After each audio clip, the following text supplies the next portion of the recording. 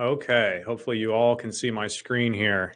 And Daniel's right. This is throw your IDE away, CLI agents for the win. Hopefully that got your attention, because who's going to really throw their IDE away, right?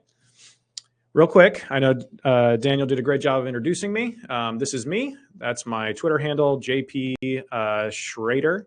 I actually pronounce it Schroeder, not Schroeder. Just a little fun fact. And there you can see a bunch of open source projects that I've worked on in the past, some that I'm working on right now. We're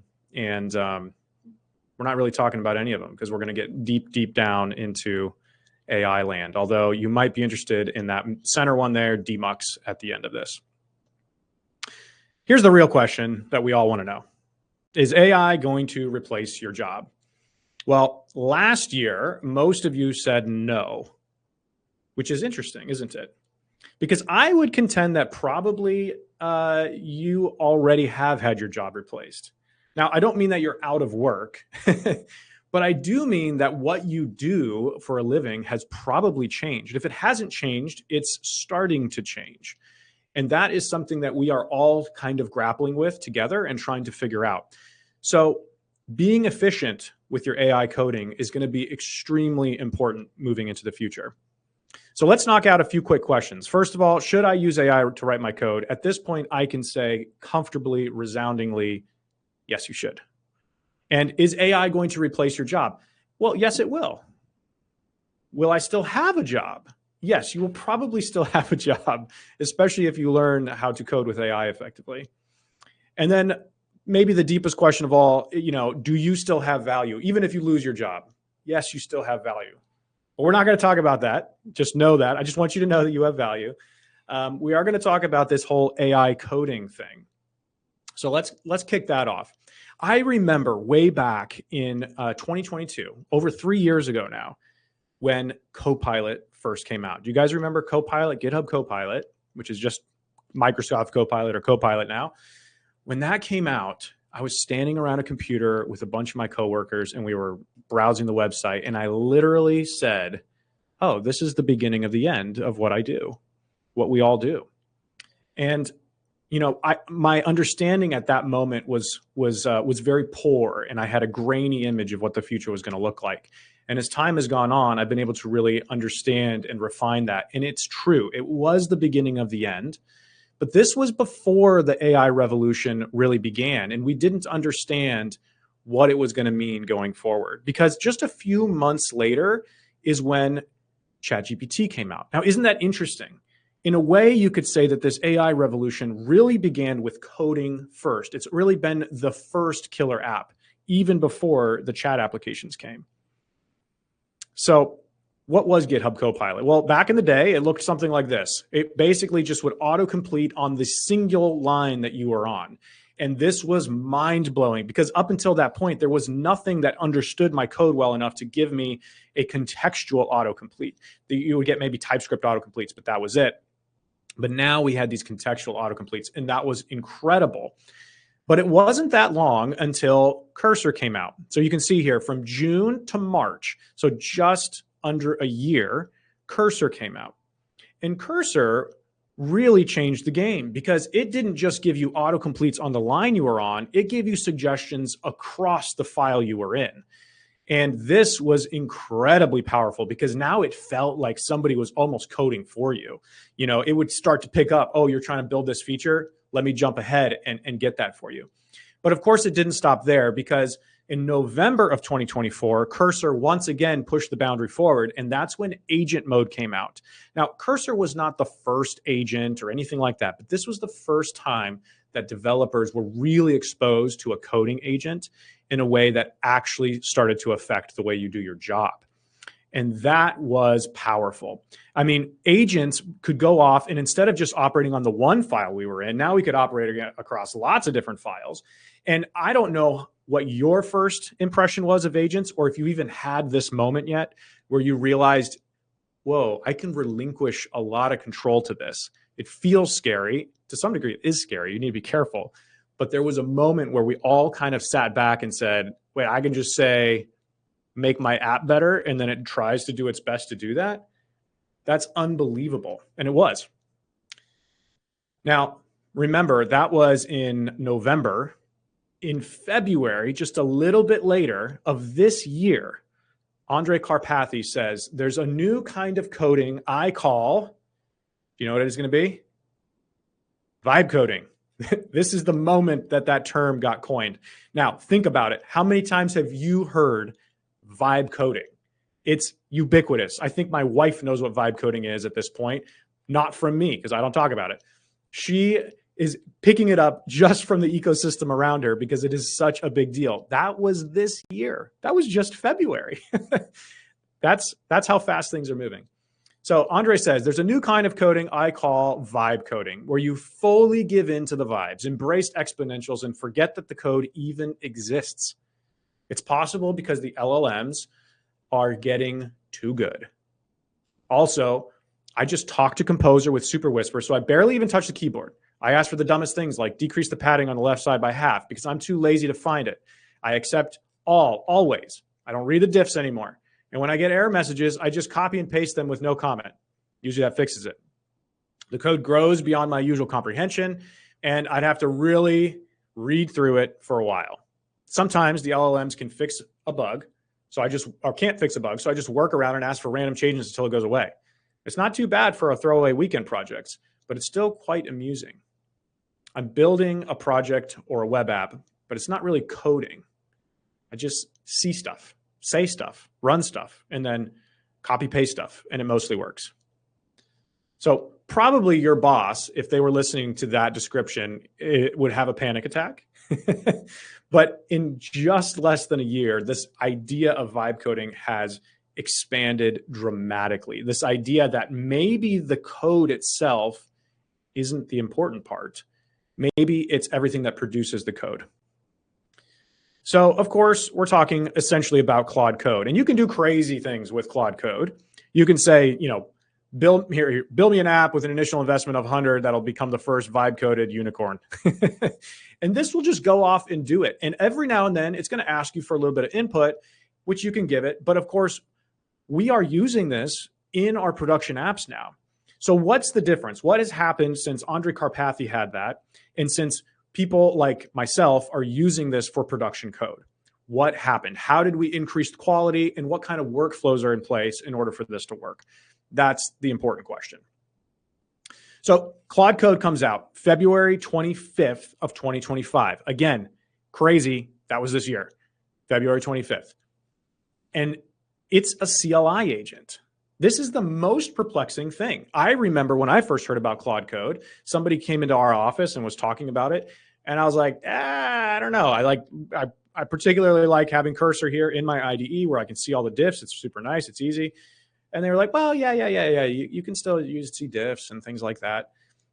So I decided, just because I trust this person, I'm going to give it a shot. I gave it a shot, and it changed my work completely. And it changed everybody's work, because it wasn't that long until Codex CLI came out. Look at that, from February to April, and all of a sudden OpenAI was releasing a CLI agent. And then April 21st, just a few days later, is when OpenCode came out, which is sort of an open source alternative to these two. And then just in June, we got Gemini CLI. That was only in June. And of course, most recently now, we actually have a Cursor CLI, where they've taken the agent that's in Cursor and pulled it out into the CLI. Things are changing fast. And what's so interesting is all of these are CLI agents. We're not talking about more VS Code forks. These are all CLI agents, which brings up a really important question. Why? Like, we are all developers and we enjoy our IDEs. Why are we doing things back on the terminal interface instead of the integrated developer environment? Well, there's a few good reasons. One is you can use any IDE you want, right? So people that were maybe in NeoVim land, or they were still on, I don't know, Sublime Text or something like that, they now can participate too. And the reality is there's tons of IDEs out there. There are so many of them. And so the idea that you have to switch your entire environment in order to use an agent was a little unpalatable to a lot of people. How about the fact that the actual development of the agent can be much faster. So Cursor, for example, when it wants to release new features for its agent, it needs to make sure that the UI can reflect it properly, that it's tightly integrated. There's a lot more work than just having a terminal interface. That's the lowest bar possible. So the iteration on this is faster. And if you're telling me if I use a terminal, I can use a better agent, I'm in. I'm in. Native APIs. This is a big deal. Like the terminal is familiar already for most developers. And that's who we're talking about here. We're talking about a tool for developers. So the idea that I have to type in some commands and a few flags is not intimidating for most developers. And then it's portable. You can take your CLI agent and you can use it anywhere. I can throw it on some VPS that I have hosted on DigitalOcean and I can spin up Claude Code. I can use it in CI on GitHub Actions. I can use it right on my OS. I can use it across OS. It makes it incredibly portable. If you're still doing development on Windows, some of these agents don't work there, but you can use WSL or something like that. The idea, though, is essentially you have this incredibly portable agent that you can move from place to place very, very easily. But what if none of those are the real reason? What if that's not why agents on the command line took off? And this is an idea I'm still playing with, to be honest. Like, I'm not sure that I'm even 100% bought in because it's so dramatic. But what if we just don't need IDEs anymore? I know it sounds blasphemous, but Corey or Boris Cherny kind of predicted this, the creator of Claude Code, way back earlier this year. Here's what he said on the stage. He said, somebody asked him a great question. They said, why did you choose a CLI agent instead of putting an agent in an editor? He said, we see, speaking of Anthropic, up close how fast the model is getting better. And I think there's a good chance that by the end of the year, people aren't using IDEs anymore. That was earlier this year. In fact, I believe that was in May of this year, right? So just a few months ago, he's already talking about the end of IDEs. Now, I'll be honest, I'm not quite there yet. I still crack open my IDE from time to time, but I have on a couple of occasions actually shipped projects without opening my IDE. I have done that. So I'm going to show you my workflow for how I do that. Are you skeptical? You should be skeptical. I was skeptical. When I heard this quote, I literally told my coworker, I said, I don't believe that at all. That's not going to happen. I think I was wrong. To prove that I was wrong, I decided to make a scientific survey of the amount of time that I was using my IDE. And as you can see here with this very precise chart, over time, I started using my IDE less and less and less. And that is science that's irrefutable. So pay attention. Here's what I do. Starting from scratch, brand new project, I don't even scaffold it using Vite or something like that if I'm going to do a web project. I start with the CLI agent by describing the project that I want to build. Then it scaffolds it out for me, creates all the little files, the little gitignore files and all of that, does all that for me.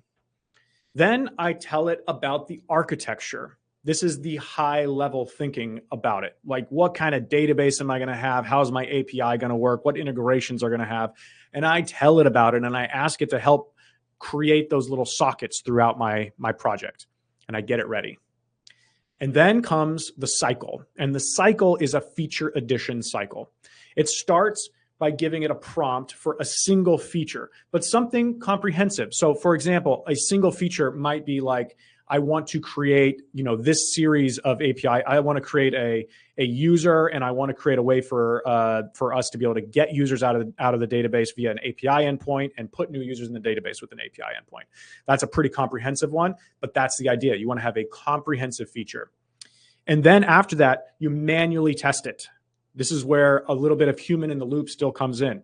You actually go in and you make sure that it's doing that. So if it's an API endpoint, I usually have PAW or Postman or something like that pulled up, and I'm pinging those endpoints and I'm making sure it looks right. I can put the right information in and the right information comes back out. And then I ask the AI, once I know I like it, I ask the AI to codify that with some tests. And generally, I want to go as much towards an end-to-end test as possible. So things like Playwright are great because I want to test as much of the stack as I possibly can. Because I'm not going to be touching this code. So I want to know that from end to end, it's going to work. So I have it write tests for me. And then finally, once I'm sure this is something that I like and that's well tested, I update the rule file with a description of how that works. So in the case of Claude Code, that'd be the Claude MD file. If it was Cursor, they have their own rule files. So I start to give it a little bit of description. So the next time I spin up my agent, it already knows about this feature. It doesn't have to spend tokens and rediscover the feature. It already knows it. And then if it's good, it goes, it ships, it's done. Pretty crazy, right? So let's go through the process of actually building out one of these projects. And I wrote out some actual prompts that I would use if I was creating a like a Slack clone for an internal company. Okay, here's how I would start it. Create a new project named Acme Talk, a corporate internal real-time communication tool for employees of Acme Corporation. It functions like Slack with individual channels and direct messaging.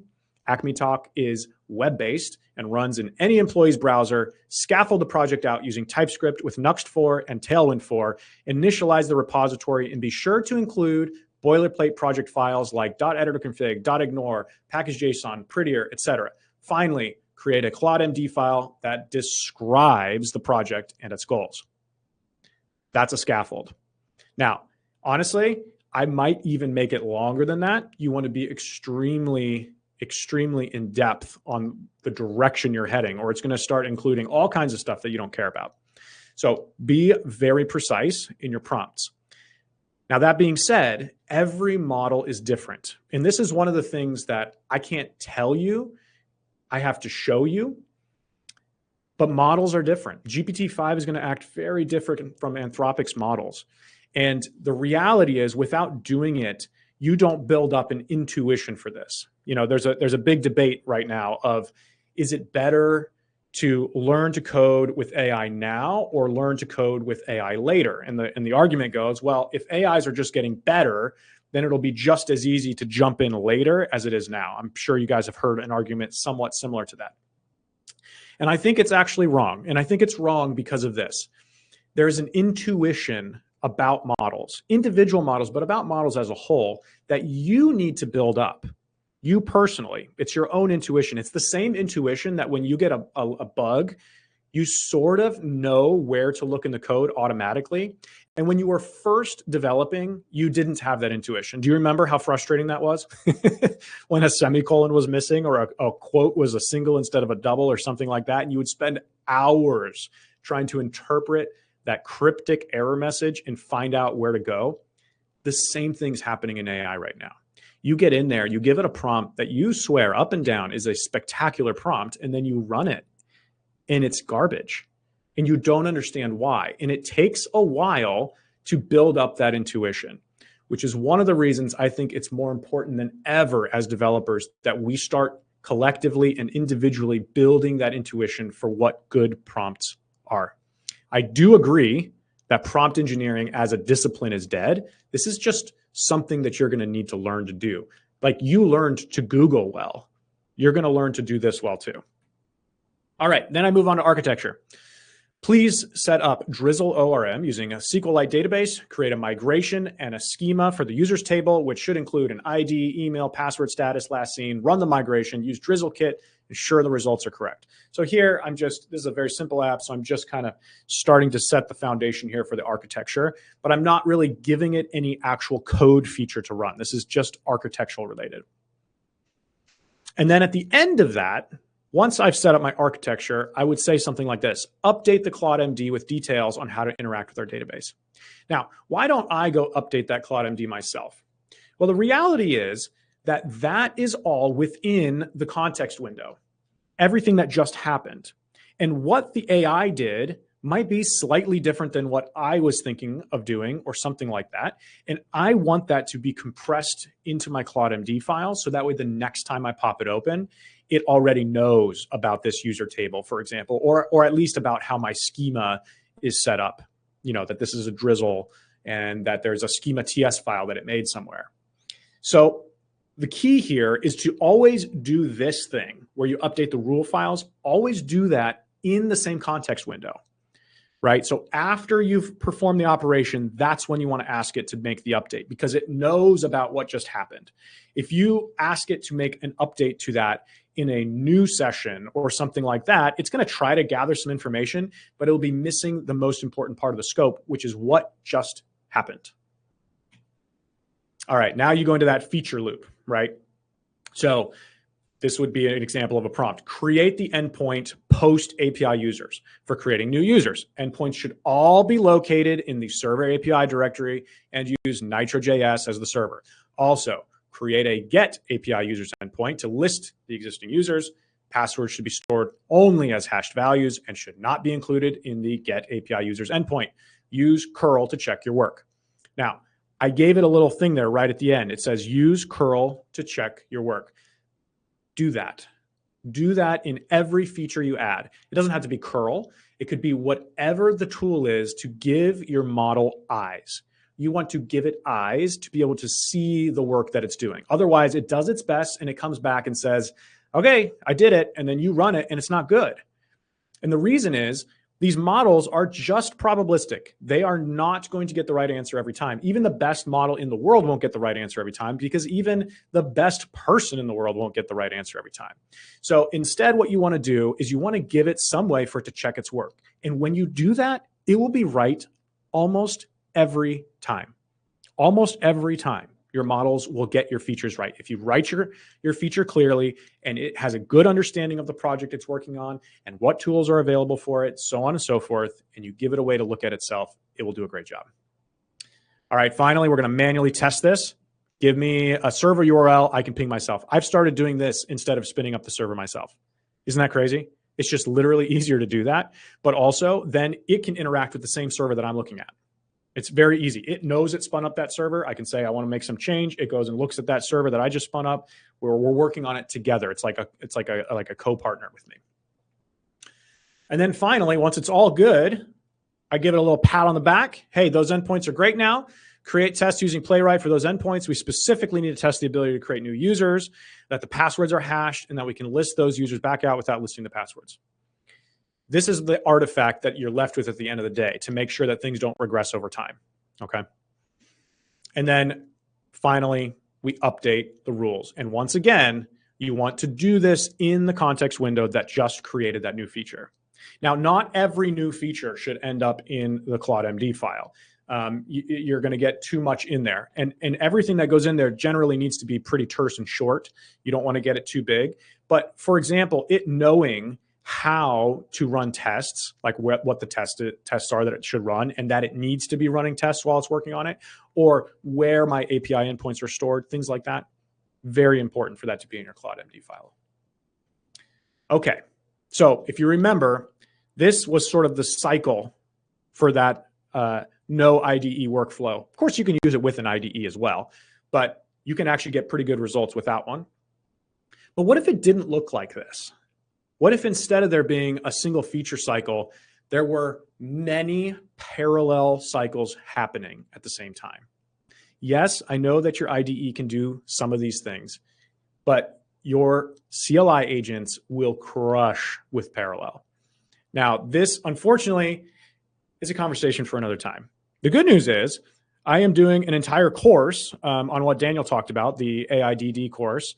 And I talk about this kind of stuff. I'm going to talk about parallel agents, and I'm going to talk about workflows and best practices and all that kind of stuff. This is just a little sample, little teaser. I'd love to get into more of that, and I'm going to do so. Like Daniel said, you can go to the website and get early access. And in fact, if you scan that QR code, that will take you to the same link that Daniel was talking about. Other homework here, you can follow me on Twitter. This guy is me. And you can go to aidd.io and get signed up on the newsletter. for when all of this stuff is going to launch. But that's me. And hopefully I'll get some questions here. All right. Thank you very much, Justin. I do have a couple questions for you here, sir. Let's see if we can pull some up. Do you mind taking your screen down there? Yeah. See if I can figure out how to do that. Oh. Woot! All right. So first up, we have, will you be sharing your slides somewhere? I'd love to go back through them in detail to get good understanding of the prompting. That's from Damien. Great question. I don't know. They're in Keynote, but yeah, I can probably put them up somewhere. Yeah, throw them out on your X or something afterwards, man. We'd love to have them. Awesome. And what were you on X again, Justin? JP Schroeder, Schroeder. All right. So sounds like Justin will share those after on socials. All right. Next up. Oh, that's an interesting question. Let's do this one. I said this question is interesting. Let me pick another one. That was probably the worst lead in, but let's go for this this question next. Why Claude is better than Cursor? It's a good question, and I think everybody sort of wants to know why. The reality is that in AI engineering, like I'm not talking about coding with AI, but in building things that use AI. So like when you're writing Cursor or when you're writing Claude, something that leverages AI, it takes a tremendous amount of engineering, like way more than you think. And that amount of engineering, like just having built some projects that use AI, I'm painfully familiar at this point with how hard it is to kind of sheep herd the AI agents to do exactly what you want them to do. And at this moment, Claude Code seems to do the best job of that. That will probably not be true tomorrow or the next day. Another strong opinion of mine is you need to hold these tools really loosely. But at this moment, it seems to do a better job. And that really doesn't have as much to do with the model as it does the engineering that went into creating Claude Code itself. Awesome. And that sometimes is a little frustrating to me. It's like, I think I heard you say this one time, like keeping up with AI is kind of like drinking from a fire hose. It's just so hard to keep up. Yeah, that is 100% true. All right. So last question. And by the way, Justin will be joining us for a panel in just a little bit. So you can ask plenty more questions there as well for Justin. But let's see here. Let me go for this question from Eduardo. He asks, how can we write precise styling instructions with the CLI? How we implement web applications with a pixel perfect design without wasting a lot of time on refine again and again every result that doesn't fit exactly with the designs provided by the designers. It's a good question. The good news is that these models are multimodal. So they can take images. Sometimes that means like you just literally screenshotting and dragging that into Claude Code or whatever you want to use, Codex or whatever. That can help. Another really nice one is to just use something like the Playwright MCP, where Playwright can actually boot it up and it can take a screenshot for you. You can say, go use Playwright, take screenshots, and then make refinements.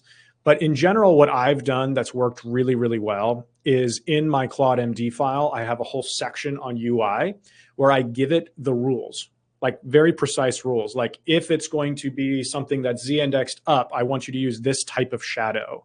And, I want these sorts of padding.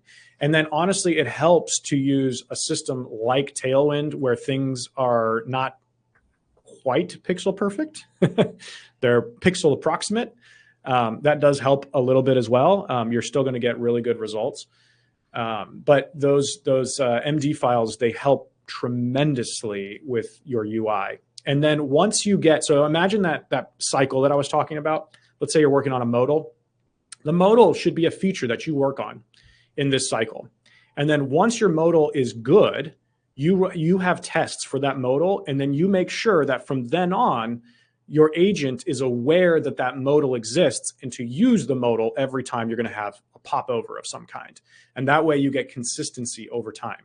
So it's very much, you are now the orchestrator of the the junior dev or whatever who's writing the code for you, but you're orchestrating and make sure that the code quality is there, even if you're not looking at the code itself. Yeah, and I saw someone mention in the chat actually, like that some of these prompts that you're coming up with, like it takes a developer to be able to prompt that way. Oh yeah, that's your job. Yeah, and I think that's a really good point. Job. Absolutely. And that's one reason I think that developers are not. It's not the end of our careers, right? We just kind of have to change our workflow a little bit. But it's the end of our jobs. It's not the end of our careers, because our job's going to change. Absolutely. Awesome. All right. Thank you very much, Justin, for being on with us today. We will see you again in just a little bit for the panel.